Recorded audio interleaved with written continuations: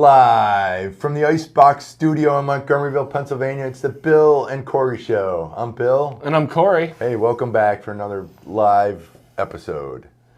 And yes, we have a YouTube chat set up, so if you have any questions, and you can just type them on in, and hopefully we'll get to them. So we got the first question we're going to start out with about mini manifolds, the 5M series mini manifold. Can we expand the mini manifold? Well, let's.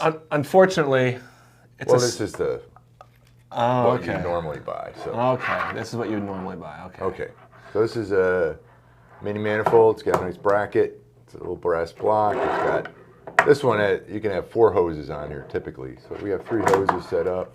Well, 5 if you don't want any attachments. Well, yeah. So they want to expand it to like 6 or 8. So. For you, Corey. Yeah. So what can we do for this? Well, luckily there are 5. Well, there's 6 ports total on this mini manifold. Typically, we put the 4 hoses in here, and then we put the CGA fitting. The bushing. That's the word I was looking for. Bush on this end, and then typically on this end we'll put high pressure vent valves or other things. Just a plug. Just a plug. But typically it's just a plug, but you can add other things to it. But in this case, what we can do is. You can take this plug out of the 6th port.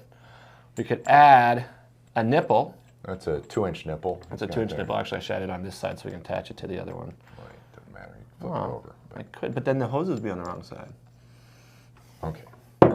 And then we can attach it right here.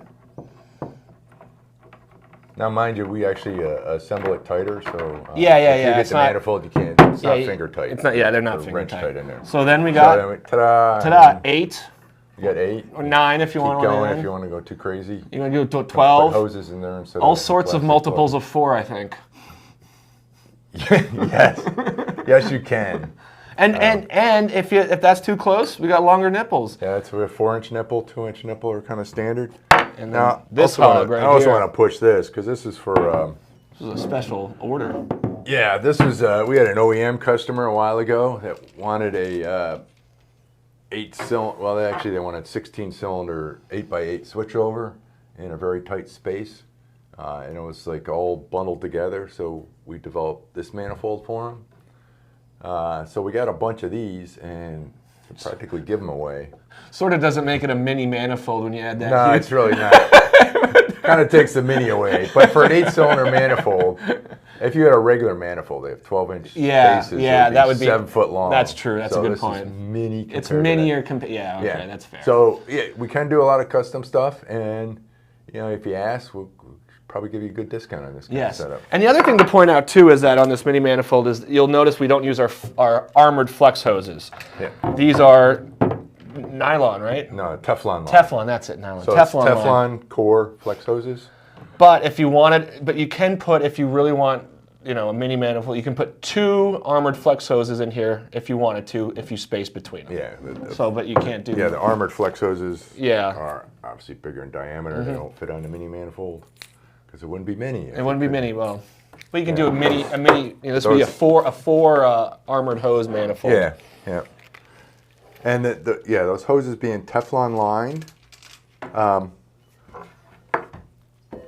The only caveat on that is with helium or hydrogen service, they might it's called effusion. Mm-hmm. So you're going to get tiny molecules. Yeah, tiny molecules or atoms, and they will atoms work. Helium's an atom. You got that 1 neutron. Yeah, and then one proton. There'll be a slow leakage out. It's not dangerous. It's just that for purity wise, it's not probably. But you add that 3rd proton in there, it becomes big enough to be held by. Yeah. So that's kind of it for our mini manifolds. So they're great. They're easy to. They're nice when you want something quick and inexpensive to set up.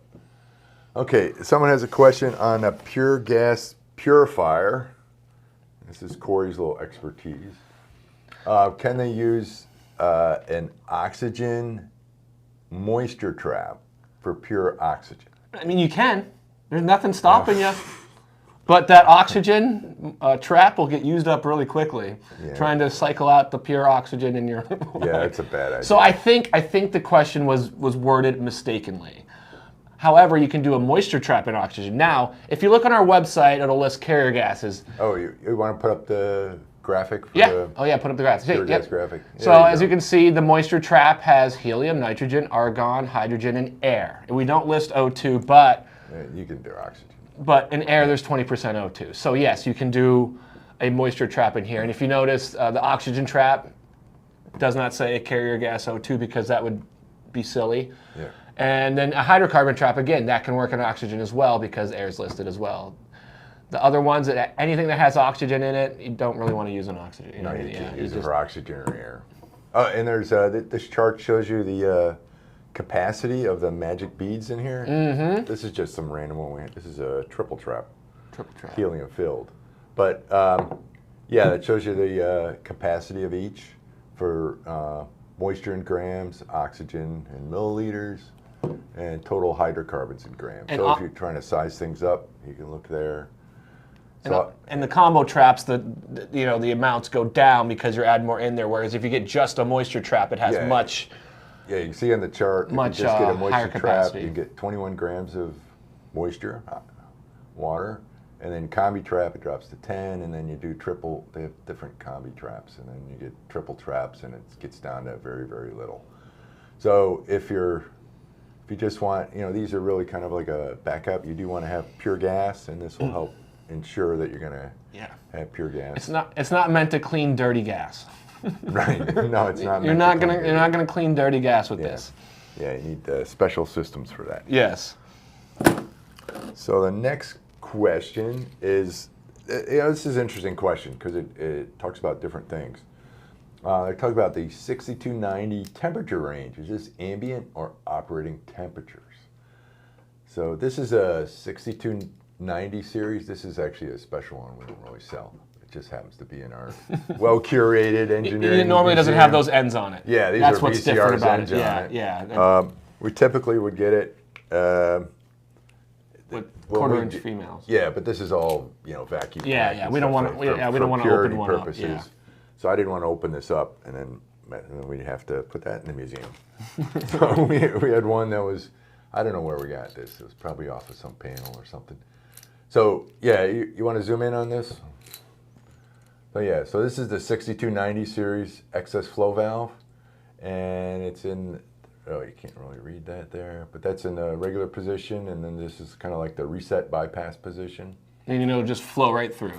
Yeah. It won't do anything. Yeah, and there's different flow ranges on there. We have 3 different ranges that we offer. But the specifications on temperature, you want to put up the specs for the 6290 series? There it is. So the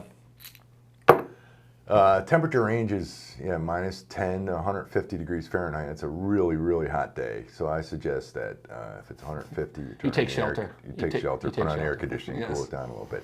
But that's your ambient temperature.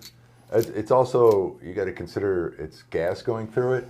So you're not going to be able to put, it's at I'm in a room 70 degrees Fahrenheit. Yeah, I can run cryogenic nitrogen through there. No, you can't do that. No. Or I can run really, really, really cold gas through there. No. But the reason why I bring up this temperature range is that when you have any kind of valve, you're going to have pressure drop. Mm-hmm. And with the Joule-Thomson effect, you're going to have, with pressure drop, you're going to get temperature drop. Was Joule-Thomson related to Jules Verne, do you think? No, I don't think so. Okay. There's two different. Okay, just want to make sure. So, yeah, thanks for switching back to your. So you're going to get a pressure drop and there's cooling. So actually, if you had a 70-degree room, yes, this is good for a 70-degree room, and you flow nitrogen through here, and you're going to get a pressure drop. The seat's actually going to get colder. Yes. But so if you use this even at the minus 10 degrees Fahrenheit is the lower limit, and you run nitrogen through there, yes, it's going to get colder, but it'll be fine. Mm-hmm. And you don't have to get nervous about, oh, geez, I got to find out what the temperature drop is at my flow range. Well, I mean, the -10 is a safe zone. It's not like if you go to -11, it suddenly freezes, becomes brittle, and... Well, I don't know. I don't want to test it. And -10 is kind of cold. It is, but it's not as if like -11 will be catastrophic. It's, you know, there's some safety factors involved in those temperature ranges. Corey's going to look those up. No, I'm not going to look those up. I'm just saying, you know. Can you put up the 3810 specs? It's like if you go to 151 degrees. So, like the specs you saw for the 6290 were off our online store, so it's on the product page. This specifications is for the 3810A dual stage regulator, very popular regulator. And this is our outline drawing, which you can find either on the product page or in the Help Center. And this has... store.mathesongas.com. You got it.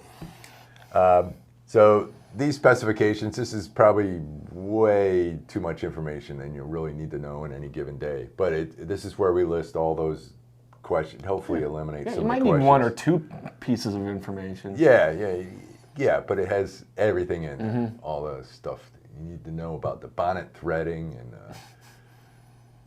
the leak test rate and all that kind of stuff. Flow capacity is a popular question we always get. Yeah, it is flow capacity. CV. And that's, we do the flow capacity, C sub V, that's a popular thing there too. That's for the valve on the regulator, the 0.13. The regulator flow capacity is 0.06. Oh, yeah. So it's kind of, we're giving it both because people have that question for design. So so this is our 3810A could be used in a really cold environment, -40 degrees F to 104 degrees Fahrenheit. You put this in Siberia if you want to. Pretty much. So it gets colder than that. Actually, the customer was looking for -45. Oof, that's a bridge. That's a bridge too far. Too cold. That's a bridge too far. And if you're working in a place that's -45, wear a coat. I wear a coat. I'd look for another job. Hat, gloves. Yeah, that's pretty cold. Okay, well that's all the questions we got for this week. Do we have anything that typed in? Nothing? Nope, nothing there. So thanks for watching this week. Next week we'll have another live episode with recent tech support questions. So keep your questions coming. We like to receive them. Yeah, so tune in again next week at 10 a.m. Set your VCRs.